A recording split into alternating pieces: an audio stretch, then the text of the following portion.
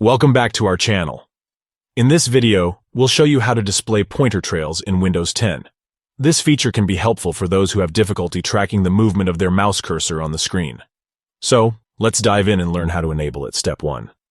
Press the Start button located at the bottom left corner of your screen. This will open up the Start menu. Step 2. In the search bar, type Control Panel and click on the Control Panel app. Step 3. In the Control Panel window, locate and click on the Mouse option.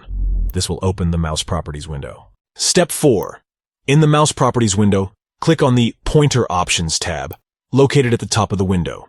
This tab contains various options related to the mouse pointer. Step 5.